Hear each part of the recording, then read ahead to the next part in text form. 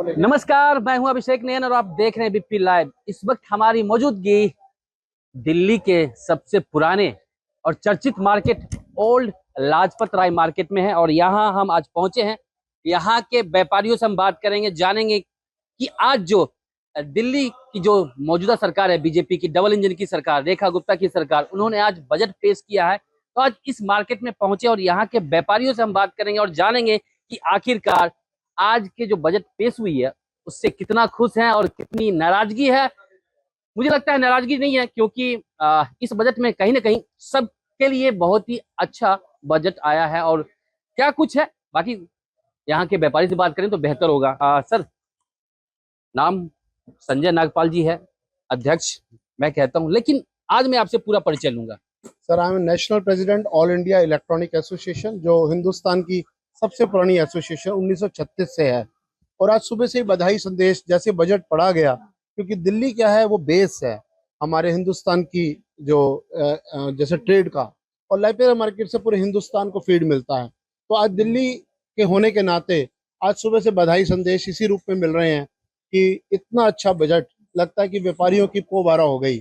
और आज सुबह से हमने लड्डू बांटे, आप थोड़ा लेट आए, अभी तक लड्डू चल रहे थे। तो हमारी दिवाली व्यापारियों की, क्योंकि व्यापारी को क्या चाहिए, स्टेबिलिटी चाहिए, ट्रांसपेरेंसी चाहिए, ठोस नीति चाहिए। देखिए कितनी बड़ी बात है, सिंगल विंडो सोल्यूशन, कितनी बड़ी दूरदर्शिता है। रेखा गुप्ता जी का क्या किरदार निकल के आया है। काउंसलर परफेक्ट, मुख्यमंत्री परफेक्ट, आज वित्त मंत्री भी परफेक्ट। ऐसा लग रहा था जैसे पूरी तरह से परफेक्ट है वो। और किस तरीके से सिंगल विंडो सोल्यूशन, व्यापारी कल्याण बोर्ड, इंडस्ट्रियल पॉलिसी, कुछ भी नहीं छोड़ा। सैनिटेशन से लेकर सड़कों तक, आवाजाही तक, वेयर हाउसिंग की पॉलिसी को लेकर एक एक चीज को उन्होंने विद बजट का अमाउंट के साथ तय किया गया। इसमें कोई चीज खोखली नजर नहीं आ रही, क्योंकि ऑन रिकॉर्ड बजट को विद अमाउंट अनाउंस किया गया है। तो एक बहुत बड़ी बात है। फिर एक बात और है, स्टेबिलिटी के अंदर जितने इंडस्ट्रियल एरिया हैं जिनके लीज होल्ड्स थी और उनको मालिकाना हक रहते थे, फ्री होल्ड रहता था, उसको ओपन अनाउंस कर दिया गया। रेवेन्यू भी आएगा गवर्नमेंट को, क्योंकि जब साफ नियत से चला जाता है ना, तो कामयाबी मिलती है। अगर व्यापारी स्टेबल होगा, अगर मैं शांत मन से बैठा हूँ, we are revenue creator sir. तो मैं बिजनेस के लिए, मेरा गेटवे बन गया, मुझे कॉरिडोर मिल गया, सब कुछ फैसिलिटी मिल गई, एनसीआर तक मेट्रो का विस्तार, इलेक्ट्रिसिटी के लिए हम इलेक्ट्रॉनिक ट्रेड से हैं। पीएम सूर्य घर योजना को लागू कर दिया गया, 78,000 की सब्सिडी अनाउंस कर दी गई। अब हमारी मार्केट के अंदर क्या है कि जो सोलर इंडस्ट्री है पनप गई सर, हर घर के अंदर सोलर, बिजली फ्री होगी जो लगाएगा, और उसके अलावा वापस एक्सपोर्ट कर सकता है, यानी कि जितने यूनिट जाएगा उसका रेवेन्यू मिल गया। तो दिल्ली को खुशहाल बनाने के लिए बेसिक ग्राउंड रूट से उस काम को किया गया। तो इसलिए बहुत ही मजा है। आज का दिन इतना मन गदगद है कि जो वोट दिया था ना, वो वोट की वैल्यू मिली आज, ये हुआ आज। काफी शिकायतें होती थी आपकी कि सरकार हमारे लिए ये नहीं कर रही, वो नहीं कर रही, लेकिन इस बार के बजट से कहीं ना कहीं आप लोग गदगद हैं। देखिए सर, सबकी मांगे खैर में ना सब कुछ आ जाता है। आपको याद होगा जब हम अपनी मार्केट के बारे में हम कभी बात करते थे मीडिया वालों से, कि हमारी मार्केट 70 सालों से फ्री होल्ड के लिए रुकी हुई है। आज उन्होंने पूरी दिल्ली के लिए अनाउंस कर दिया कि फ्री होल्ड की पॉलिसी को लेके आए, और फ्री होल्ड के अंदर हमारी मार्केट भी आ गई। एलएनडीओ के वो जो जो साथी हैं, जिनके घरों के अंदर जिनकी कॉलोनियां हैं, उनको, वो जो लोग घरों में बैठे हैं, पाकिस्तान से उजड़ के आए थे, एलएनडीओ ने जब एमसीडी को ट्रांसफर किया, पेंडिंग था, दिल्ली सरकार ने घोषणा कर दी। इंडस्ट्रियल एरिया जब हमारी जो मुख्यमंत्री जी ने हमें विधानसभा में सारी ऑर्गेनाइजेशंस को बुलाया था, व्यापारी को, इंडस्ट्रियल को, तब उन्होंने हमसे सुझाव मांगे थे। तो सब व्यापारी रो रहे थे इस बात के कि देखिए हमारा आज तक नहीं सुना गया। जो जो प्रेजेंटेशन हमने बना के दिया वो इम्प्लीमेंट होता हुआ देखा है। इसके लिए प्रत्यक्ष को प्रमाण की जरूरत नहीं है, क्योंकि ऑन रिकॉर्ड आ गई है चीज कि व्यापारियों के हित के लिए सोचा गया है। और ये हम विश्वास करते हैं, रेखा गुप्ता जी, अगर आपने व्यापारियों की सुध ली है तो व्यापारी भी जान छिड़क देगा, रिवेन्यू को 2 गुना 3 गुना करने में जान छिड़क देगा। ये पक्का वादा है, और दिल्ली को सुंदर बनाने में व्यापारी, हर व्यापारी साथ देगा। चलिए, बहुत बहुत बधाई है आपको कि आपकी मनोकामना पूरी हो रही है।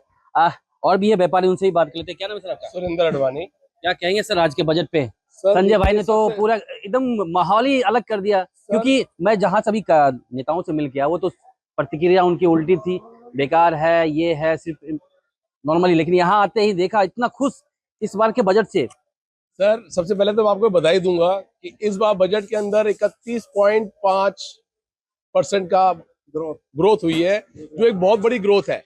इसका मतलब ये है कि आने वाले टाइम में दिल्ली का बल्ले बल्ले होने वाली है। और दिल्ली एक बहुत शानदार सिटी बनने वाली है और हमारी जितनी भी समस्या है वो पूरी होने वाली है। पॉल्यूशन, सड़कें जो हमारी रह गई थी, जो हम बोल बोल के थक गए थे, आज तक बोलते आ रहे थे, वो अब हमारी पूरी होएगी। और आपको जानकर बड़ी खुशी होगी, आज हमारी मार्केट में दिवाली मनाई गई है, लोगों को लड्डू खिलाया गया इस चीज के लिए कि देखिए जो हम चाहते थे वो हो गया, हमारा वोट सफल हो गया। रेखा गुप्ता जी को हमने वोट देके जो हम सोचा था वो आज से काम चालू होना शुरू हो गया है। शुरू हो गया है। चलिए और भी है यहाँ व्यापारी, उनसे भी बात कर लेते हैं। कहीं और तो नहीं निकल जाएगा, क्योंकि आपकी मनोकामना पूरी हो गई, आपकी बातों को मान लिया गया, देखा जाए कहीं ना कहीं तो ये वापस तो डबल तो नहीं हो जाएगा? नहीं, डबल नहीं होगी। खुशी तो होती है कि देखो जिस सरकार को हमने चुना है और वो जो मापदंड पे वो चुनी गई है उस मापदंड को पूरे करने का उनको समय मिल रहा है और पूरा कर रहे हैं। इसी की खुशी तो होती है ना हमें कि देखो जो जो चीजें हमारी शिकायतें थी, जो जो ठीक है, केजरीवाल ने 15 साल पहले बोला था मैं दिल्ली को पेरिस बनाऊंगा, ये उसने तो कुछ नहीं किया, वो तो भ्रष्टाचार में फंस गया। और अब जो नई सरकार आई है, अब हमें लगता है कि शायद वाकई दिल्ली पेरिस में मुकाबला करेगी, पर हमें थोड़ा टाइम तो लगेगा। और आज बजट उसका उदाहरण नहीं है कि जो 75,000 करोड़ का बजट आता था, आज वो 1 लाख करोड़ का बजट आया है, 25,000 करोड़ एकदम बढ़ गया बजट में, तो बहुत अच्छी बात है। तो अब देखो खुशी होगी जब सड़कें अच्छी बनेंगी, सारे काम होंगे, कूड़े के ढेर खत्म हो रहे हैं, और मेट्रो का विस्तार हो रहा है एनसीआर में, सोलर सिस्टम वगैरह हर चीज में, हर क्षेत्र में उन्होंने अपनी भागीदारी दिखाई है सीएम गुप्ता जी ने। बहुत खुशी की बात है मेरे साथ, तो इसमें कोई ऐसा लगता नहीं मुझे कि कोई बजट में कमी है। समय तो लगेगा ना, तो और आप देखेंगे 6-8 महीने में आपको रिजल्ट में मिलने शुरू हो जाएंगे। विपक्षी तो लगातार कह रहे हैं कि बजट कुछ भी नहीं है, सिर्फ कहना और उसको प्लेसमेंट करना बहुत अंतर है। अनाउंसमेंट करना तो कोई बड़ी बात नहीं है, तो करते हैं, उसमें क्या दिक्कत सर है? ऐसा होता है ना, बच्चा जब फेल हो जाता ना तो बाद में सफाइयाँ तो देता ही देता है। तो अब वो पिछली सरकार तो फेल हो गई, उसने सफाइयाँ तो देनी है कि ये ऐसे हो गया, वैसे हो गया, वैसे हो गया। जब कार्य होंगे, नजर आएंगे, तो सबको नजर आएंगे, आपको भी नजर आएंगे, हमें भी नजर आएंगे, बिल्कुल नजर आएंगे। 75,000 करोड़ से अगर वो 1 लाख करोड़ तो पहुंचा है, तो हमें उम्मीद है अगले साल 1.25 लाख करोड़ का भी होगा। तो जब पैसा भाई साहब आएगा, पैसा लगेगा और लगने के बाद काम होंगे तो नजर तो सबको आएगा। खुशी तो होती है ना इस बात। बजट बढ़ेगा तो पैसा कहाँ से? आम जनता से ही जाएगा ना सर सर। अगर आप सहूलत देंगे कुछ, अगर व्यापारी भी तो ज्यादा, आप देखो सरकार अगर सहूलत देगी, बजट भी अगर सहूलत दी, सहूलत देने के बाद जीएसटी ज्यादा आएगा तो कहाँ काम आएगा? पब्लिक ही काम आएगा और किसे काम आएगा?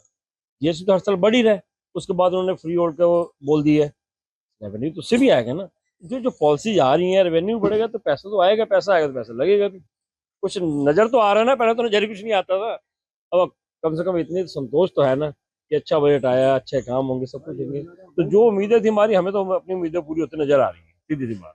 सर अपने हर योजना को सूचीबद्ध तरीके से विद अमाउंट अलॉट करके हर योजना को बताया गया है, इसलिए कोई शक की कोई गुंजाइश नहीं है। ये सबसे बड़ी बात है।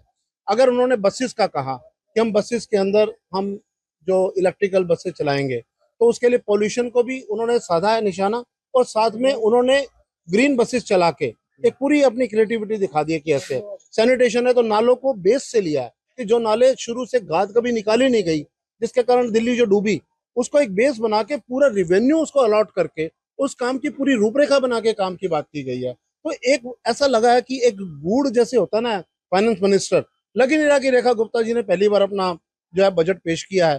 पूरी प्रैक्टिकल बात, हर चीज बड़े, कहीं भी संयम की कमी नहीं थी, कॉन्फिडेंस की कमी नहीं थी, बेस रूट हर योजना के अंदर था। ये बहुत बड़ी बात होती है, तो उसके अंदर एक रियलिटी नजर आती है। और ये सर बाकी कुदरत भी जो है ना, परमात्मा भी साथ देता है सर।